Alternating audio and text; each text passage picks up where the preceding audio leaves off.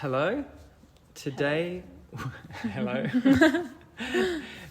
Today we are dancing with Lorea Burge. Burge. I will write it down so it's in the description. We met at the choreographic devices at the ICA. You're in the Rose Choreographic School. I reached out to Martin to see if anyone you would want to dance with me, and I'm super grateful to dance with you. You're working with sound and different things with movement and things that I'm super curious about and have started an interest. I mean, I started in musical theatre, so I know I've had singing and stuff with me, but yeah, they seem more present, but you seem to have gone really deep, and I'm super excited to see that and to join you in that. But how would you introduce yourself for people today, where you are, what you are? What am I? I would say that I'm a choreographer and dance scientist, but I actually find it, for some reason, I find that term a bit difficult. Yeah. To say that I'm a choreographer, because actually I don't make that much choreography. Yeah.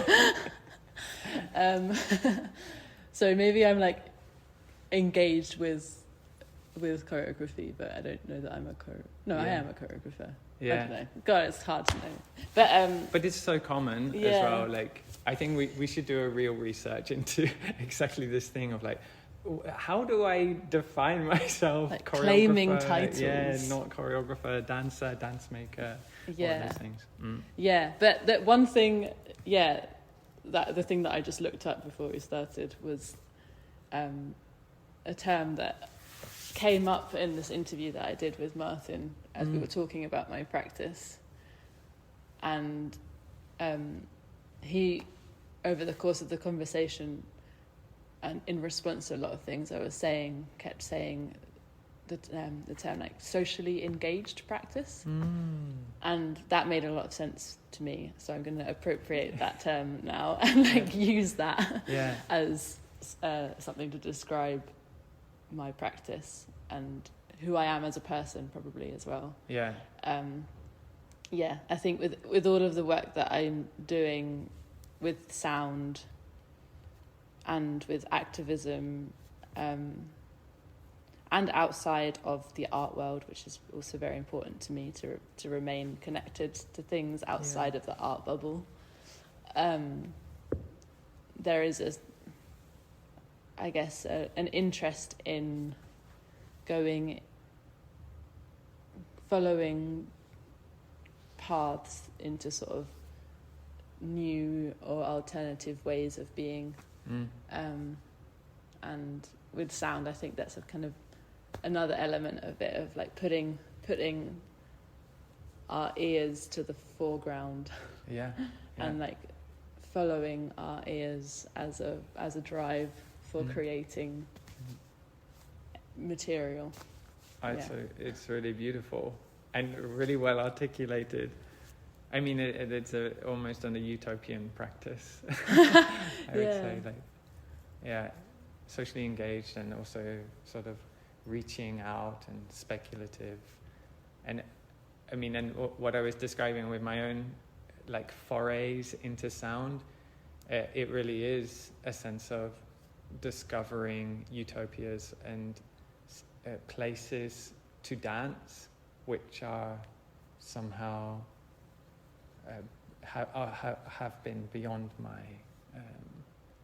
my world. They are somehow a new world or a different world. Yeah. So cool. Was there anything else that you wanted to add to your to my introduction? Maybe that I'm overall interested in sort of more DIY approaches to creating and exploring. And that also feeds into my life more broadly as well. I'm sort of interested in desire and curiosity over ability or skill. Yeah. I'm so glad I brought my high-tech recording studio.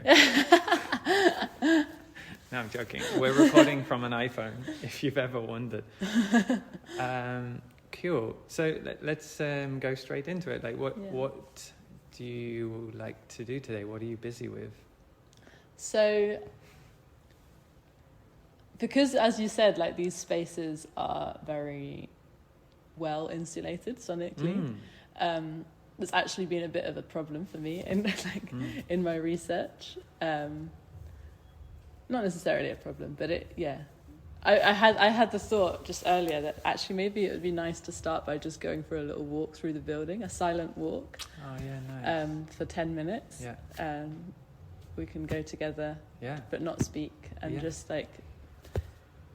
listen to all of the sounds that we come across, and then I thought I could take you through some of the movement, sort of warm-up tuning exercises that I do with people to get into this world. Which are more with the body and movement. Nice. Thinking of like the body as musical instrument. Yeah. And then maybe it does take a lot. I have like all of my gear here, and like potentially we could have a little play with some microphones later, but let's see how we get on with this. Yeah, that's cool. So we can say like we're at Sadler's Wells East Studios, maybe. Yeah. That's why it's so insulated. It's a brand new studio, and it's a brand new building. Yeah. Yeah. And there's a lot of people here. It feels like quite a happening space. Now it's starting to be. Yeah. Okay. So when we walk around, we're gonna hear. Probably the building and what it's doing, and then we're going to do sort of this tuning, you called it. It's nice. Like I think of the orchestra as it sort of begins to start to play, or the guitarist twanging their strings and changing the tightness of the strings. So we'll play with that, and then we'll play with some of your technical gear. I guess that's what you meant by stuff. Yeah. Microphones, loop pedals and stuff like that, is it? Yeah. Yeah, and it all goes through Ableton as well. Ah, cool. Which is where it gets a bit more complex. Yes. Yeah. Great. I think that's pretty clear. We're going to go for a silent 10-minute walk, tune up our bodies like they're a musical instrument, and then start to play as if we're in a recording studio with all this equipment. I guess like compose some sound live. Yeah. all with remembering the lo-fi nature of this work. Okay, cool. Then we'll pause and we'll come back and we will tell you about what happened. Great. Yeah.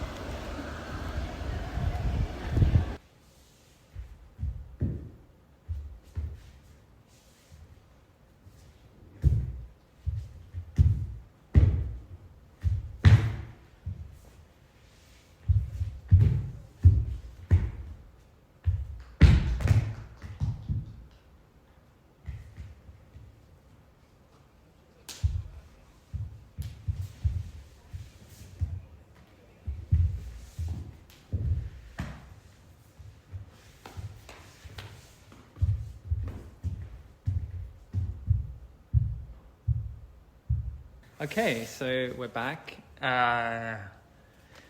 Amazing. Like, so many things. I think we should just try to unpack it all and then, like, go through some of the experiences we've had today, and like what it's brought up for me, what it's brought up for you. How was it like to do it today? Like, I mean, I guess it felt like giving a class in a way, like you were like condensing a lot of material into like a short session. But we went for over an hour. Was it? I have no concept of time. That's good. Right? No, I mean, and when we started, we said we were going to, we're doing the walk. We had the warm-up tuning, and then we had the like electronic music, and now we even added a sort of last thing of like rhythms with different body parts. But let's go through them then one at a time. The walking for me was like extremely powerful. Like there was a sense that, you know, I mean, we also had like some social interactions where it was that thing of should we break out or not? And then there was more subtle ones, like the person behind the desk. We clocked eye contact, and I felt like a ghost. Like there was a sense of like, what are you doing walking around the canteen sort of cafe area? But the thing that really captured me was this sense of like, these sounds are always happening. Like even when we're not there to hear them, like the sound of the stairwell and the air conditioning, and then the kids in the street, and the music playing and then disappearing, and all these shifting landscapes, soundscapes around the place. Well, how was it for you? What did you find? Yeah, it's always really nice. I find it quite like meditative to do this. Yeah. Practice precisely because of what you say, that all of this is always there, and it's just about kind of offering the space for that to come to the foreground of your attention. Yeah. And yeah, I can get quite not existential, but like it can feel quite vast sometimes if you start to really try and like hear as far away as you can, and like sometimes it's quite amazing if you really like take the time to do that. It's amazing how far you can hear. Yeah. And it makes me realize like how restrictive we are normally with what we listen to, what we hear, and our surroundings. And it opens up my ears, and as a result, it opens up my body. Yeah.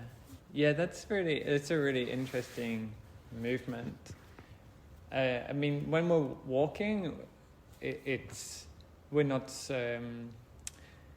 not thinking about moving per se, but like definitely where I put my body becomes like super heightened. Yeah. And that placement, and you continued in a way into the studio, like the two exercises sort of like blended into one, where exactly as you're saying now, like we came into the studio, and our way of tuning up the instrument was like to listen inward, like to the flesh, the liquids, the bone of the insides of the body, and then like the surface, the skin, and then the room, and then eventually the universe. Like we got really far away, right?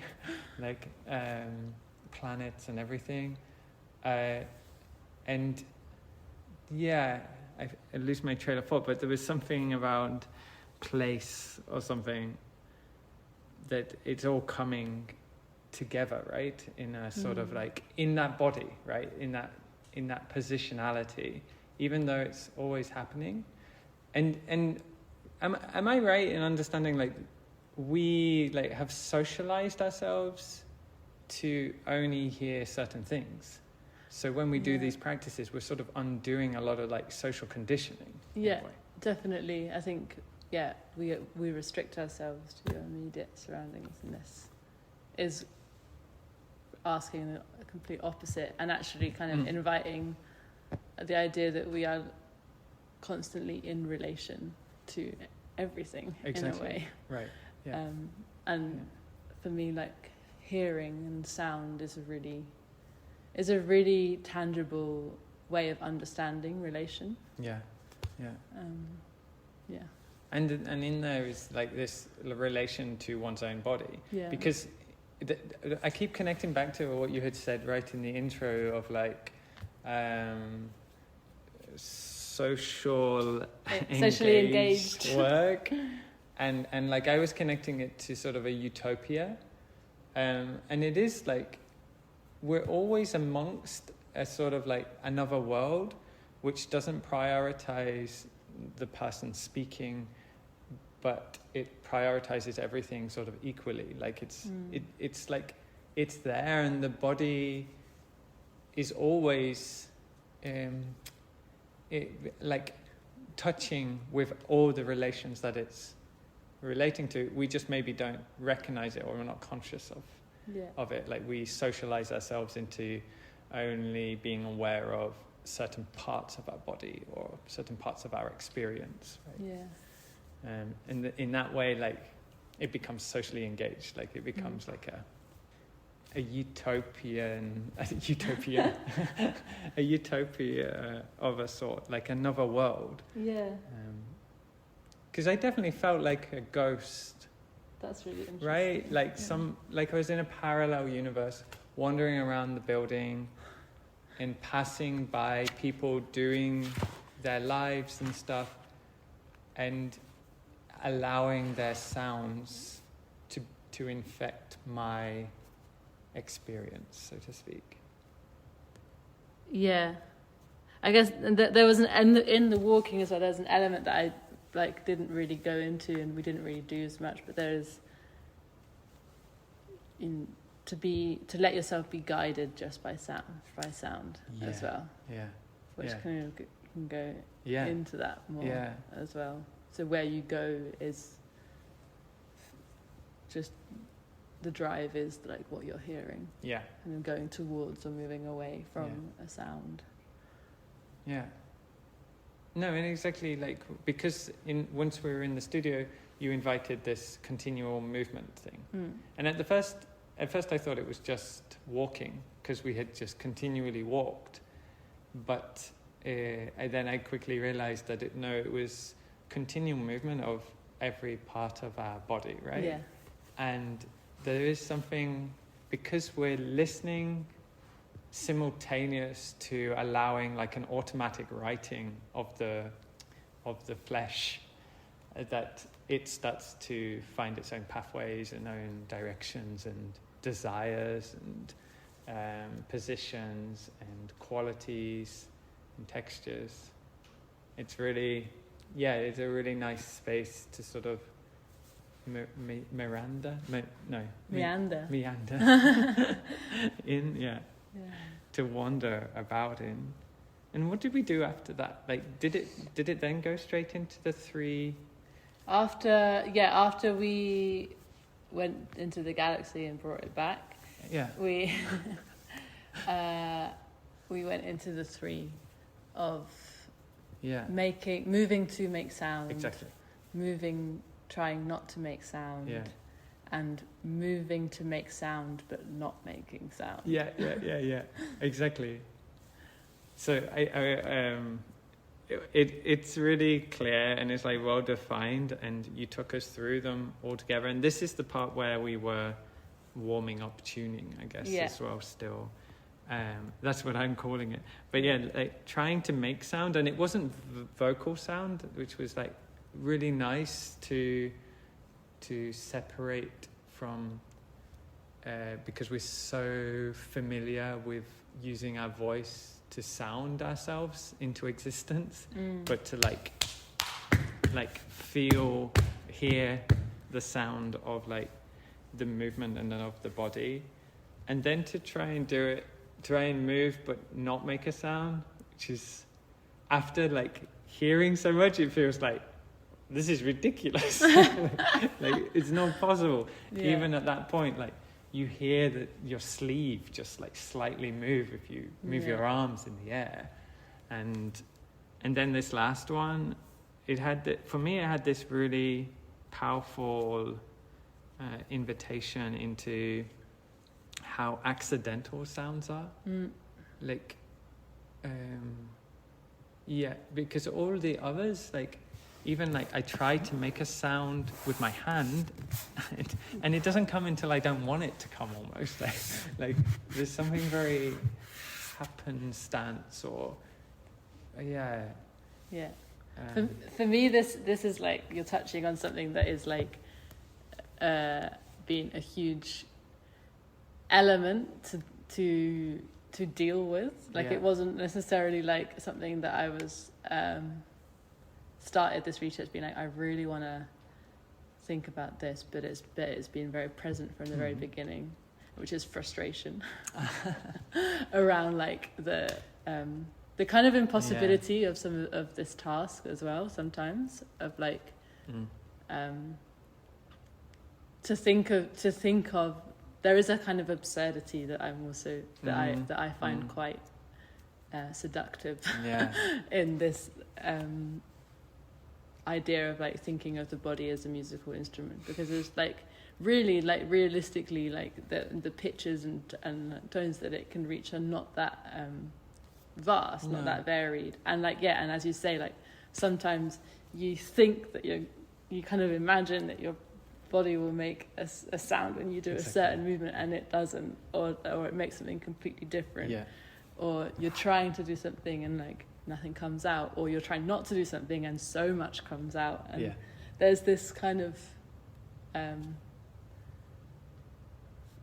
frustration of impossibility that is like something that I'm constantly like dealing with.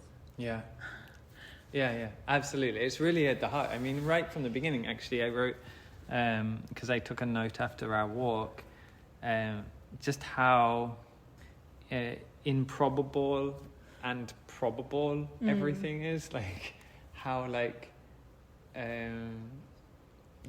we go outside and we hear sounds which are so random. Like, there's no, like, certainty that it would happen, and yet, at the same time, there's no other sound that should have happened at that time. And exactly like I go to do something and it sounds completely different. And then like maybe you can even like go to the last task where we're making sounds for the other person's movement, or trying to capture and amplify them. And that like sensation of like, I think I'm going to make the sound with my mouth and it comes out completely different to what I'm hearing. And this like, just the remarkability, like how remarkable it is that we are here and these sounds are here with us and we're able to hear these sounds. Like, it's for granted. We're quite high up, and I had to think about like, if this building hadn't been built, we're just above the floor, like hovering, like, and the fact that we can stand here is like sort of improbable, like a very strange, like, and we've only just met, and like that we can do these things, like, it's really remarkable. It's quite bewildering how relaxed we are with like the sort of like coincidental, like just happenstance chaos that we're actually amongst in a way. It's sort of, and these, for me at least, it'd be interesting to hear what you think, but like these practices create a different temporality for me, or like put me into a different temporality where like this thing of like floating it's kind of accurate to a way of the way that I often feel when I'm in these space, like in studio, in like kind of choreographic processes generally. I think in studio processes generally there can be a feeling of like time kind of stopping, but I think when you're particularly in practices where you're bringing your attention to another sense, it shifts something in like time and space for me, which relates a lot to, I guess, what I was saying about like imagining or testing out alternative ways of being.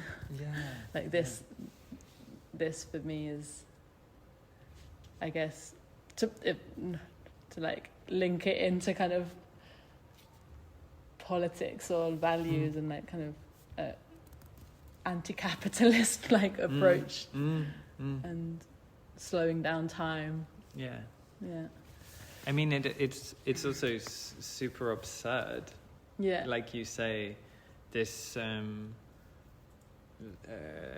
this like alternative ways of being sort of existing, but the absurdity only really exists because there's this normative frame that suggests that we should be in a temporality and or mode or a sensorial relationship to the world of a specific type.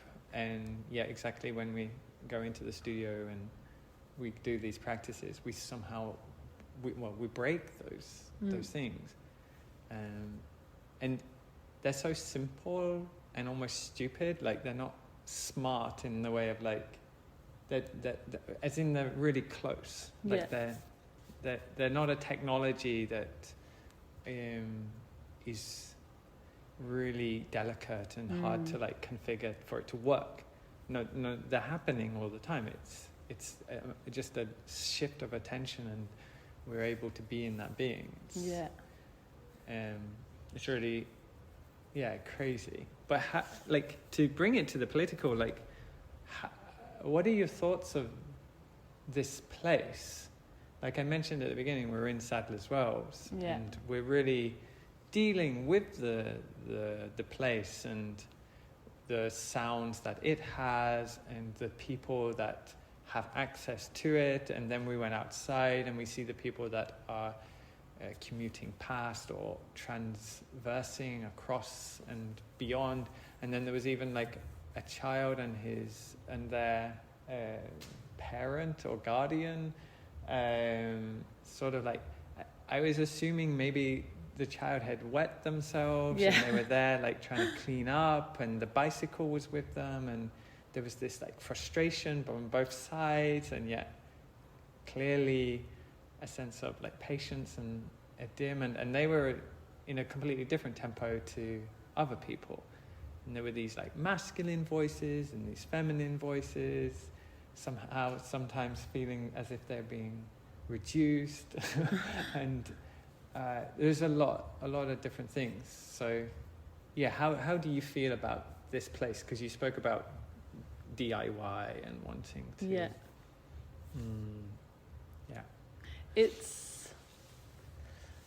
it's the first time for me. It's the first time that I'm like in a kind of longer relationship with a big institution. Because I've till now I've existed much more in kind of more DIY spaces, and it's so different. Like for me, it's so complex. Like it offers so much, and like I have, thanks to this, I have like access to so many resources. Like this, huge space to be in. And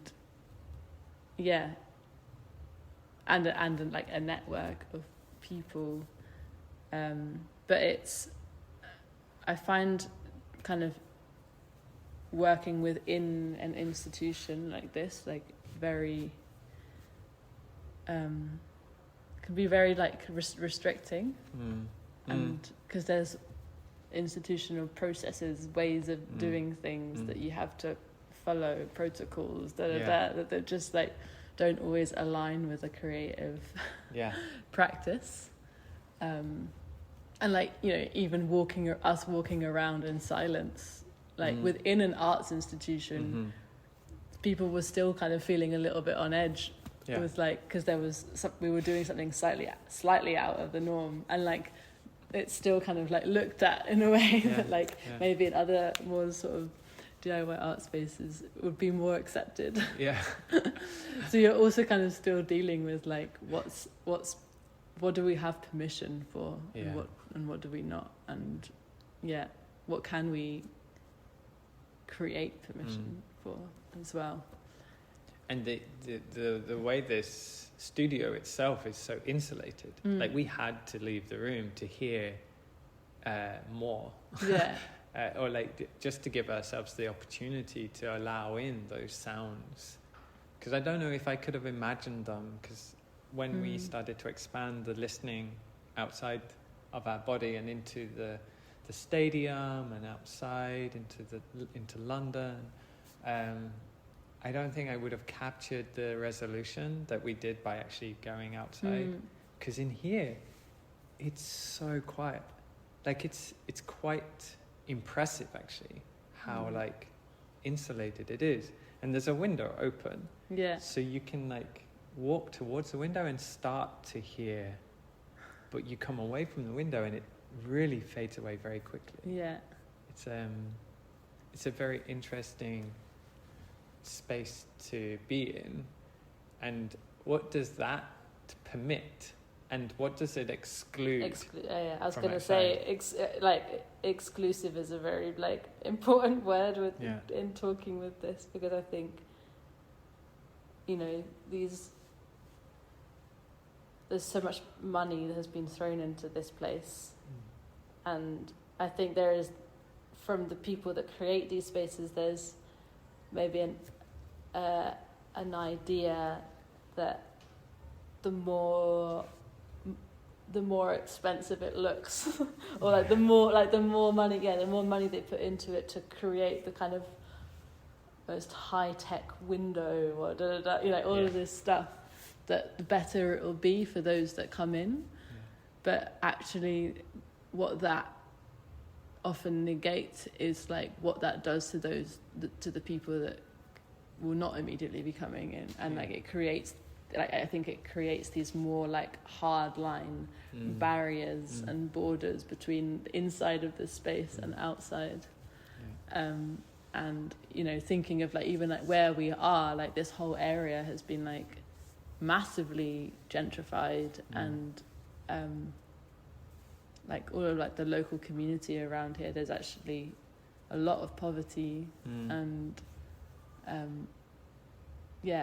I think they're like trying to find ways to like they have this idea that they want this space to be really like porous and anyone can come in and stuff, but I think just the facade can be off-putting to many.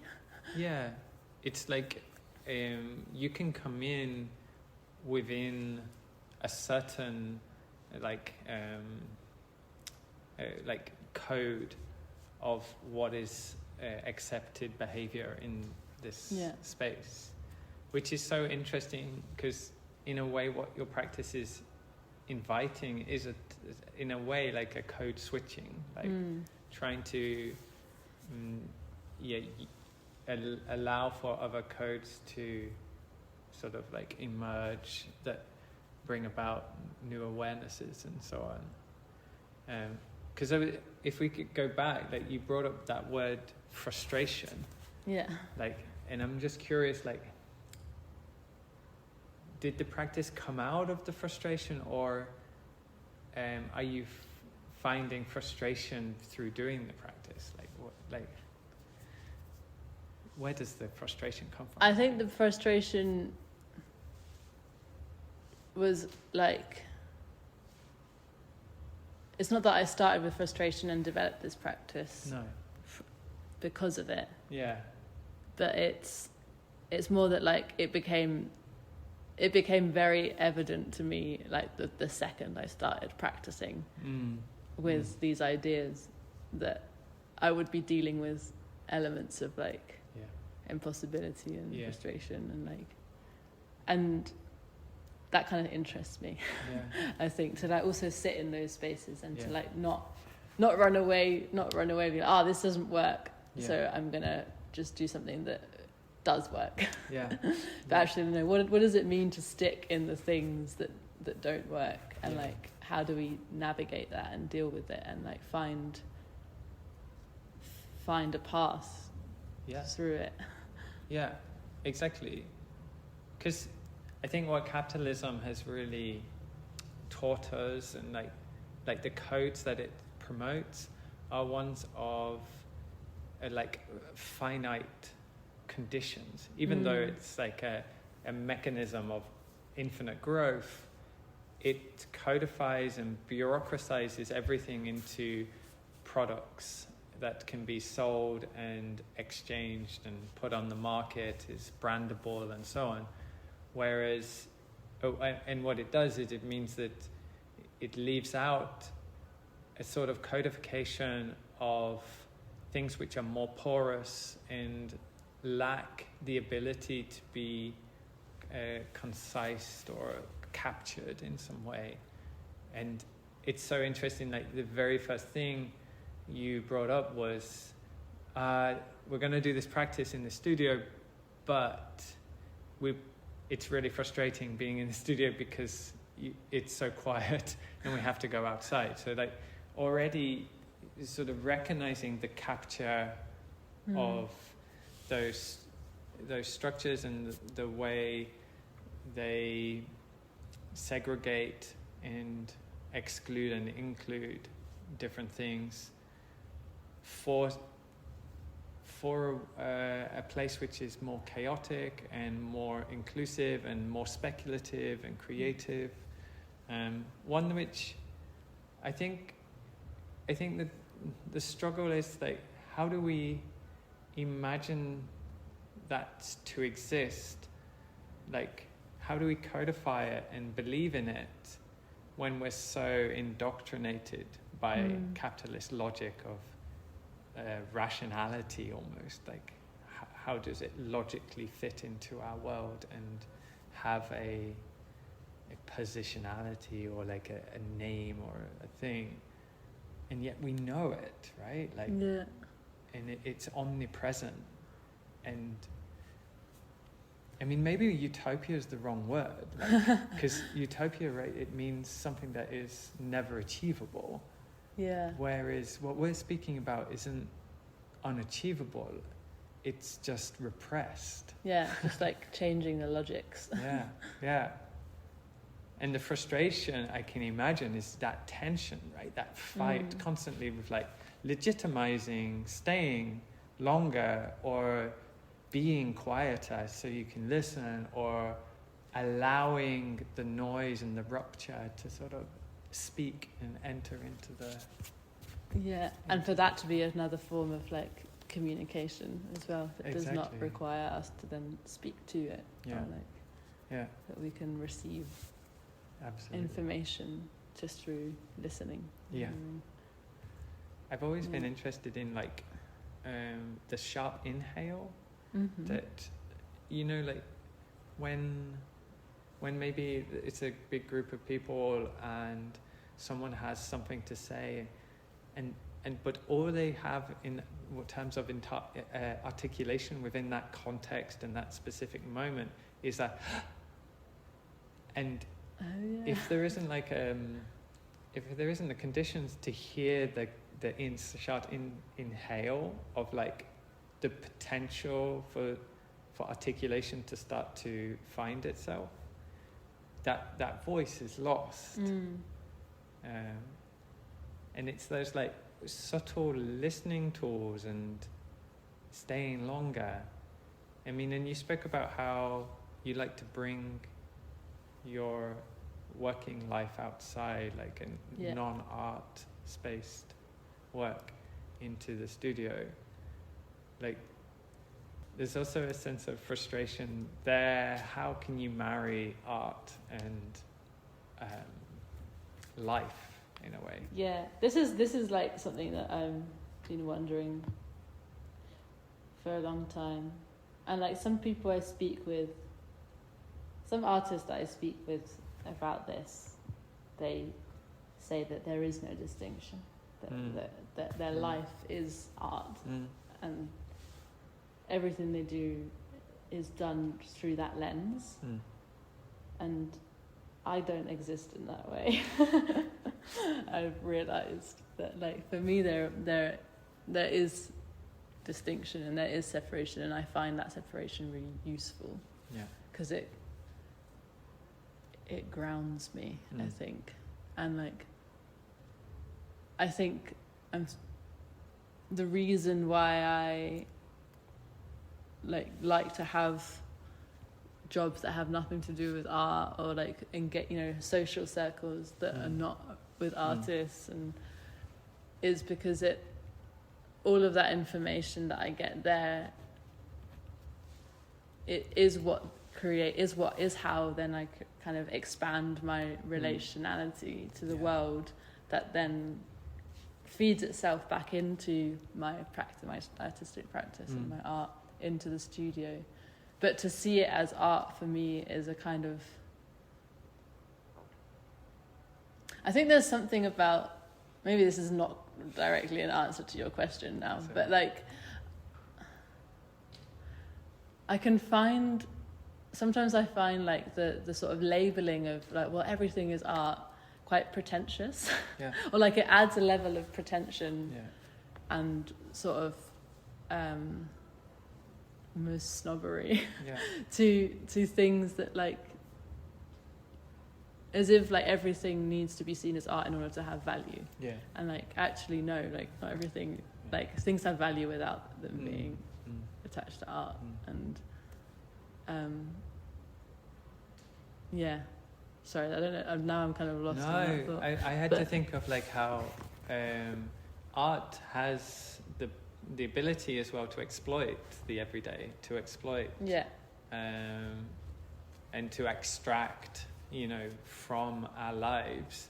Like if everything is art, we run the risk of becoming commodified, and nothing, we stop owning our own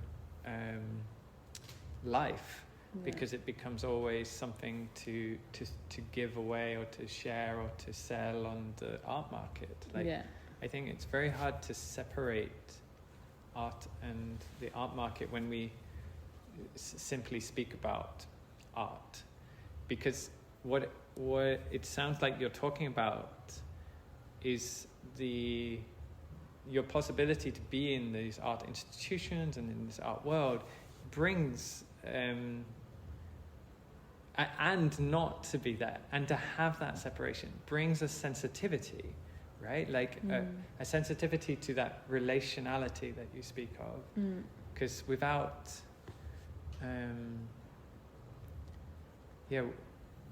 but if we assume art is all good and it doesn't have any flaws, we run the risk of it becoming dangerous. Yeah. And by being skeptical and trying to hold on to something more ethical or something more integral to your experience, then we don't allow art to somehow run away with our lives in a way. Yeah. Yeah. Yeah. But yeah, that gets, now we're like, but you said your work feels very existential, which is so beautiful as well. Like, then it has to, or it doesn't have to, but like it ends up seeming to, at least for me, meet with these conditions of work and labor and labor is a thing that I'm very like interested in and busy with in my work generally, I think, as well. Like when I view things and when I perform things, I'm interested in the process of labor being quite explicit and visible, in a way for access, because for me it's kind of like removing the magic of art making and being like, these are the steps that I'm taking in order to get to this point. Yeah. Like, you can come along with me on that journey and then go do it yourself. Yeah. Like exactly. And like, it's sort of like taking it off its pedestal a little bit. Makes it egalitarian. Yeah. And utilitarian, perhaps. Maybe we don't want to go into that world. But like, no, exactly. And too often art does the opposite, right? It becomes about skill and prestige and why I deserve to be doing this rather than someone else, and promotion and because Yeah. it, like, to be a good artist, and there's such a paradox in it, because we know the material is extremely accessible and quite simple. I mean, in a lot of ways, yeah, the tasks you're working with is listening and considering the sounds that the body makes, not just the voice that it has, but the sounds that it makes, and then considering how would you amplify that, and allowing that and that's a very, yeah, beautiful. And of course you're extremely skilled and you've been working with this for many years, so like I don't mean to belittle your work and your skill and your experience, but it does say something about how society treats those types of qualities and those types of people and bodies and experiences, or even natures, right? Like animals and creatures. Yeah. I mean, actually, when with this like listening practice, like I always think of like animals, like dogs and other ones that have their hearing is astonishing. Like they can hear so far away, and so they are like connected to things so far away from them and aware. And like I think it's that openness that I strive for in this. Yeah, it's very cool. Very cool. I think, I mean, hopefully we're still recording. Yeah. Was there any other things that you remember or that came up that you want to mention or talk about? I guess we haven't really spoken about after the 3 stages, we went into being more in relation, like, to each other's instruments. That's and true. Thinking about live composing. True. And we even, I think I said, we made a concert. Yeah. I always say this. Yeah. But, that's the first time that I've kind of done that, leading on from there, and without any microphones in space, so just doing it really live. So it was interesting for me to test that out. Yeah. How did it feel? Like, what was it as you expected? Did you want me to be more on the beat, like in your rhythm, or? No. When I talk about rhythm, I think that it doesn't need to be one. There's no one way. No. I think it's really nice to see like how different people respond to also like, and different people's sense or meaning of composition and sound. How was it for you to do that? It was really generous. Of course, I mean, I had those little questions of like, am I doing it right? Would you like me to be more in sync? But I got the vibe. You were very generous, and so I felt like I was in tune enough.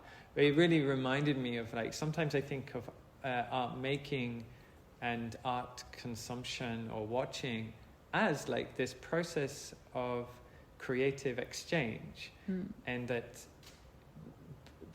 the fact that to compose in this way, we were having to listen to each other, but we weren't having to directly conform to each other. There's such a beautiful sense of collectivity which allows for an openness of conditions. Like the rules are continually being negotiated and made between us. Like I would make a sound and there's no sense of like, wait, you didn't go with my sound or things, right? It just adds to the tapestry and the complexity of the composition, which was really exciting. I mean, and even at some point, I think I was playing with the curtains, with the the slidey things at the top. The rail. What's it called? And you were hitting the curtains on the other side, or playing with the fabric. And because mine was more mechanical, I was like, oh shit, did I make an instrument? Am I now not using my body as the instrument? And I got really like lost in like, where is the instrument and where is the player, the musician? Yeah. Which is such a beautiful question, because like if you apply it to music, it's really like, oh yeah, what is the difference? Like, are the hands of the instrument player not also part of the instrument? Yeah, without them, the instrument doesn't sound. But yeah, I was relating to your interpretation of the curtain, and I was like, oh, and mine, but I felt like they had their own space. And it's also, sorry, I had so many thoughts about that part. Like, also that thing of like being able to drop something and continue with something else whenever. It's so like, I really love it. And at the same time, to continue with something and like allow repetition and play and so on. Yeah, it was a very rich playground to sort of be in relationship. Yeah. Because even though we weren't composing for the previous things, I was still very aware of the sounds you were making. Cause you can't make a sound and not have it part of the collective, which is so powerful with sound. And why sometimes dance feels so individualistic, right? Like, because you could potentially do it and it doesn't affect the room. Like we could, but of course, if you really listen, it's always affecting the room. And maybe that's what you're kind of like. Yeah, and I also wonder with this, like, in terms of like how we relate as instruments. Like when, for example, like when you do just like a movement improvisation where you're like thinking about being in relation to the other, but you're just concerned with moving. Yeah. I'm just wondering now, like, if it looks much different from what we did, which was like we were not thinking about like moving, but thinking about making sound. Exactly. But in order to do that, we have to move. So, yeah, I was like, when we were doing it, I was thinking, I wonder what this looks like from the outside to do, like, and if it's very noticeable that there is a difference, like of attention and like also from a kind of viewer perspective, like we are concerned with listening, but like in order for that to come, like does that just like automatically translate to a viewer, or does the viewer also need to be told to put their attention on the listening, you know? Yeah. I mean, and because I've started doing listening sounding practice in a performance I do for babies, so like younger than 18 months old. And the reason it came out was because they make sounds all the time, and I sort of had this sense, like, because their attention is 360 all over the place, wherever at one time, like they're not looking at the dance. I was wanting to like do something which allows the performance to continue in their experience regardless where we are, because they're also very small, and maybe the room is 10 meters, 15 meters, and we're really far apart, but that we can still be in relationship to each other. And so that I developed this sort of like sounding movement practice, and exactly as you say, like at some point I was like less interested in the movement and more interested in the sound, but of course I had to move to sound. And because the baby hasn't yet started to like define things as like more important than others, like they don't have yet the same type of representation that we have around things. They're like a lot more inclusive of everything. So it doesn't really answer your question around like, would an audience break the code of dance watching and listen to the dance? But I know with babies they're already kind of doing it, and that's why I found them really exciting to do, because then I don't have to be too concerned with trying to re-educate the audience, because that also feels manipulative sometimes. Like if you want to just watch, then just watch. Or should we have called this a concert rather than call it a dance performance? Right? Like, and I think that's sometimes our difficulty. I mean, I think, did I read on your website you do call yourself a sound artist in some part, right? That's a very recent... Is it? That's a very recent term that I still feel like I get major imposter syndrome every time I say that, but yeah. But do you find the contexts help? And like, how does it feel to be working as both sound artist and dance maker? I mean, I think like one of the initial like drives for working with sound for me was thinking about access and like there's something in like seeing live music that is like incredibly it's like maybe one of the, or if not the most like accessible art forms that we have. Because I think so it's just so many people experience music, and I really like the kind of low key energy atmosphere that you get at a gig where you can experience the art, so the music, without having to be necessarily like fully present and focused on it.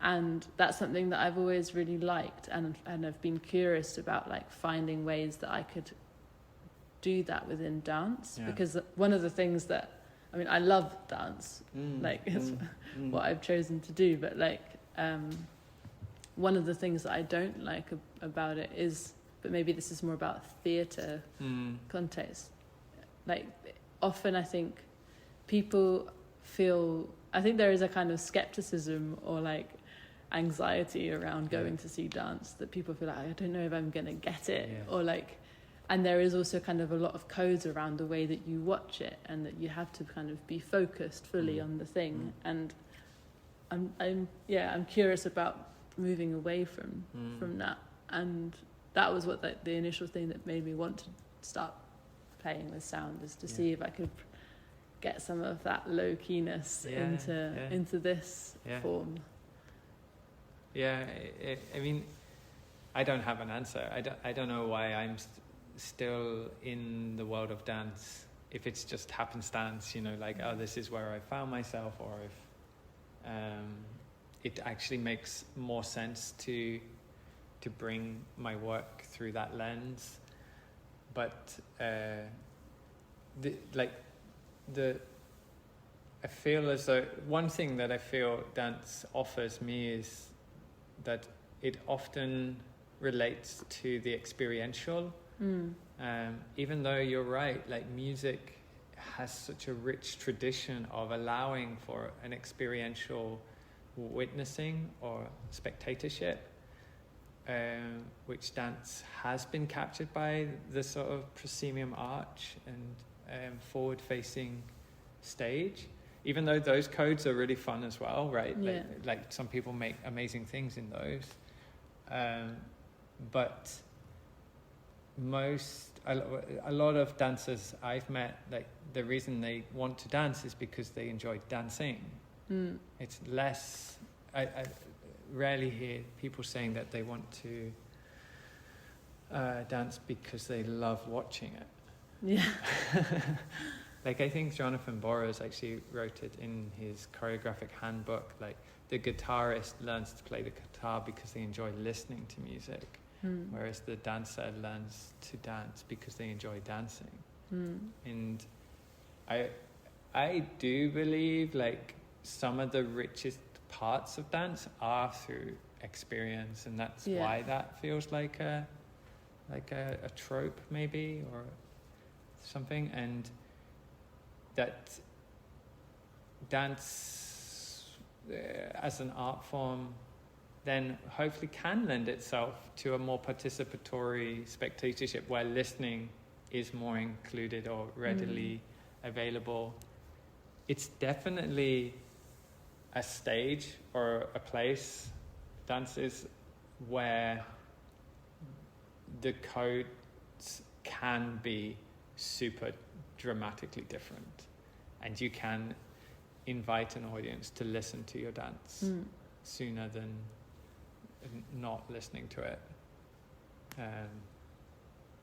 I don't know, I'm now wandering around in my talking.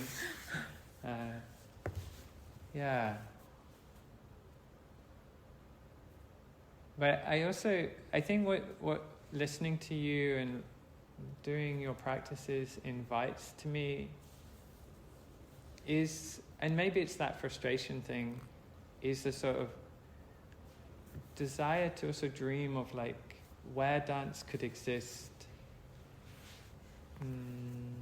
parallel or in other ways, or these practices, this relationality, this sensitivity, where they could sort of exist in the world in other amounts and so on. Like it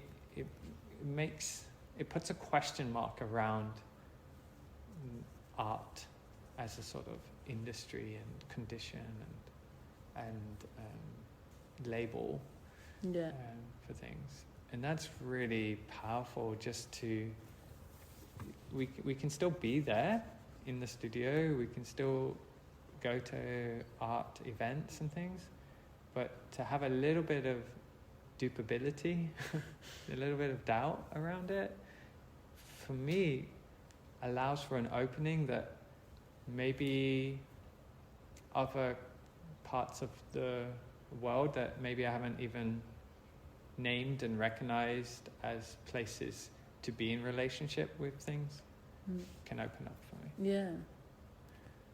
That's really nice. A little bit waffly. Yeah. I'm really privileged to come into your practice and like get to noodle around a little bit with you. Yeah, it's really fun. Yeah, as I said, like I've been doing this like alone for the most part. So it's only recently that, and I've not done it much at all, that I've like invited other people in. Yeah. And to start to think of, because I think ultimately like I want to be doing things more with others and in collective and it's just financially that's always difficult. Yeah. But it's been really nice for me to like to test those ideas out with others and find ways to also articulate the things that I do kind of intuitively. Like put words to it, to be able to allow others to experience a version of it too. And hopefully this does that a little bit. Like that's my intention, is to sort of to have these opportunities, these exchanges, these collectivities, and then try to make it even a broader collective, that this recording could stay online for as long as I can afford, but that a larger collective can engage in some of this collectivity that we're experiencing from doing the practice together, and that maybe it could continue as well into further collaborations and stuff. Like people can reach out to you perhaps and things. I mean, especially just to, before I ask you about how to get in touch and stuff, like, because we hadn't talked about anything that we would really do today until we were recording. Yeah. And I think it's important. Well, it's not important, but it's nice to recognize that these invitations through these episodes of the podcast is really to try and invite a collectivity that people can listen and imagine or even try and do some of these things and have their own relationship to our relationship to it. And yeah, perhaps even come and see you or talk to you or follow you somehow. So how would they do that? How would they do that? I have a website. You do. It's an amazing website. It is actually a really nice website. Thank you. Which is more kind of like a sort of portfolio or something. Which needs to be updated. But that's just my name, loreaburge.com. And then also the stuff that's more up to date, regretfully, is Instagram. So that is actually a very easy way to see the things that I'm doing. Yeah. Because I use that mostly for work stuff. Yeah. I don't have any shows gigs of this coming up for now, I think. But I'm doing an improvised performance at an event called Roadhouse next Friday in Leeds. I'm not sure I'll get it out in time. That can be one for the past. Yeah. I did a show in, but yeah, no, I don't have anything booked. But I will. I'll link it in like the description online and on the website and stuff. And also, we haven't actually come up with many references during this. There's a few things that we mentioned, of course, like Martin, Hardgreaves. The Rose Choreographic School. Exactly, Sadler's Wells. And I will link them, but maybe also if you have any references that come to mind that you would like to share, we can also link them. Add those in. Great. Yeah, I'll have a think. Just to enrich it. Yeah. And also, I'll link to as much as your stuff as I can so that people can connect with you and relate to you. Great. Further. And maybe we do another one of these and we'll see where your practice is in the future. Can do it one with all the tech. Cool. Thank you so much. Thank you. It's been really nice. Yeah. Bye, everyone. Bye.